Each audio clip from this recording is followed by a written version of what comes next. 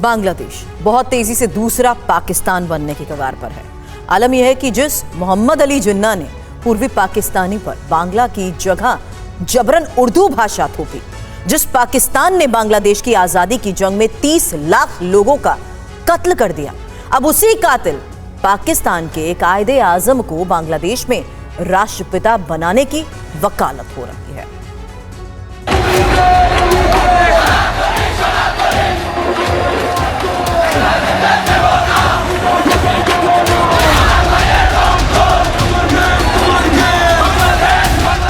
पांच अगस्त के बाद बांग्लादेश क्या से क्या हो गया। जिस शेख मुजीबुर रहमान ने इस मुल्क को आजादी दिलाई, उनकी बेजान मूर्तियों को गिराने और अपमानित करने के बाद एहसान फरामोशी की इंतहा देखिए।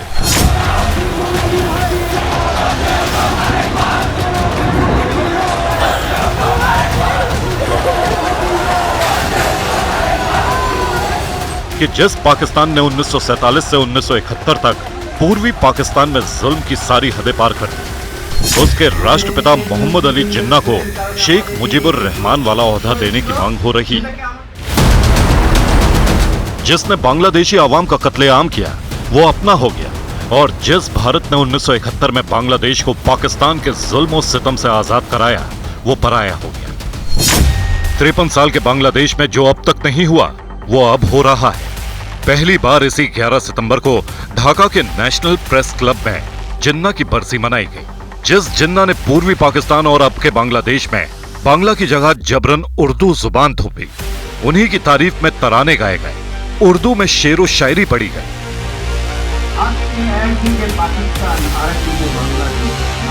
और मंच से पाकिस्तान परस्त बीएनपी नेता नजरुल इस्लाम ने तो वो मांग कर दी जिसे सुनकर हर सच्चे बांग्लादेशी की आत्मा रो देगी।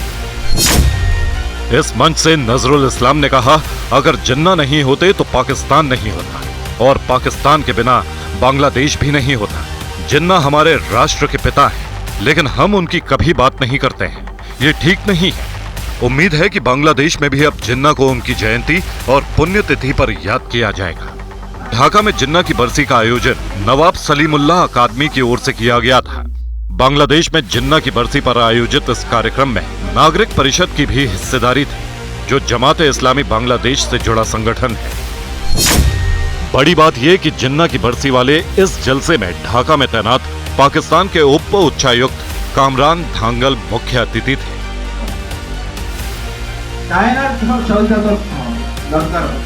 जाहिर है ये कार्यक्रम बांग्लादेश के पाकिस्तान की कार्बन कॉपी बनने का एक और सबूत है, क्योंकि जमाते इस्लामी की पाकिस्तान से करीबी और मोहब्बत किसी से छिपी नहीं है। बांग्लादेश की इस सियासी पार्टी का वो अतीत भी दुनिया जानती है, जिसमें इस इस्लामिक संगठन ने बांग्लादेश की आजादी का विरोध और मुक्ति संग्राम में पाकिस्तान का साथ दिया था।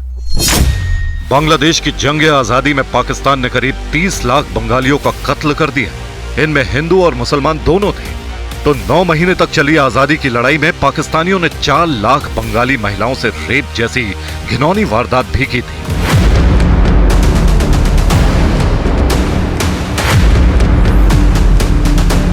लेकिन अब बदले हालात में शेख हसीना सरकार के तख्ता पलट के बाद कहने को बांग्लादेश की हुकूमत मोहम्मद यूनुस चला रहे हैं, लेकिन सही मायने में सत्ता की बागडोर कट्टरपंथी जमाते इस्लामी के हाथ में ही है।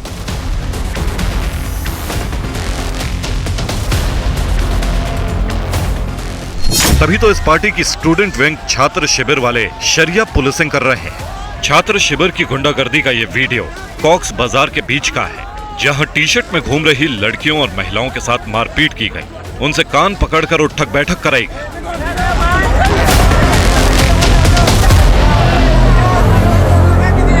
जमाते इस्लामी पर शेख हसीना की सरकार में प्रतिबंध लगा था, लेकिन अब यूनुस सरकार में न सिर्फ जमात से बंदिश हटी, बल्कि बांग्लादेश में अलकायदा से जुड़े आतंकी संगठन अंसारुल्लाह बांग्ला टीम के सरगना जशीमुद्दीन रहमानी हाफी को भी रिहा कर दिया गया है, जो अब खुलेआम भारत के खिलाफ जहर उगल रहा है। इस आतंकी का एक वीडियो भी इन दिनों वायरल है, जिसमें भारत के खिलाफ ऐसे नफरती बोल हैं जिन्हें हम आपको सुना नहीं सकते, लेकिन इस आतंकी ने जो कहा है उसे जानना भी जरूरी है। आतंकी जशीमुद्दीन ने जेल से रिहा होते ही भारत को तोड़ने और दिल्ली में इस्लामिक झंडा फहराने की धमकी दी है। वीडियो में आतंकी जशीमुद्दीन ने कश्मीर के लिए पाकिस्तान और अफगानिस्तान से भी एकजुट होने की अपील की है। और तो और मुख्यमंत्री ममता बनर्जी को मोदी के शासन से पश्चिम बंगाल को आजाद कराने की सलाह दी है।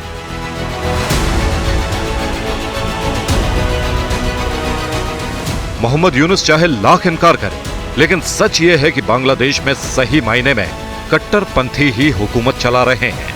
अल्पसंख्यक हिंदुओं पर हमले रुकने का नाम नहीं ले रहे हैं।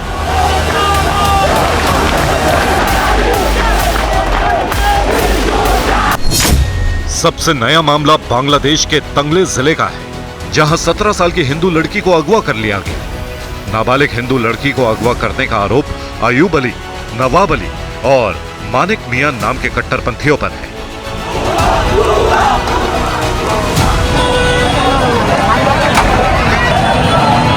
शिकायत करने के बावजूद बांग्लादेश की पुलिस ने कोई कार्रवाई नहीं की। इस देश में 5 अगस्त के बाद कैसे हिंदुओं के घर जलाए गए, उन पर हमले हुए, मंदिरों को तोड़ा और जलाया गया, लूटपाट हुई, हत्याएं हुई, ये दुनिया ने देखी।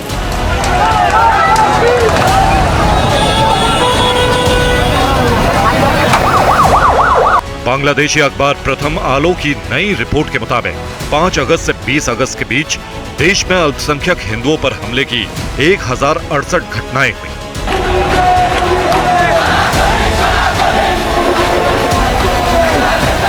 इसके खिलाफ इसी 13 सितंबर को चटगांव में हिंदुओं ने जबरदस्त विरोध प्रदर्शन भी किया। लेकिन मौजूदा सूरत हाल में बांग्लादेश में अल्पसंख्यक, खासकर हिंदू खतरे में है।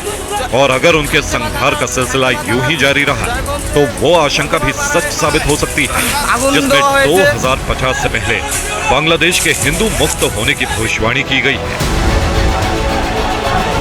Bureau report, TV9 Bharatvarsh.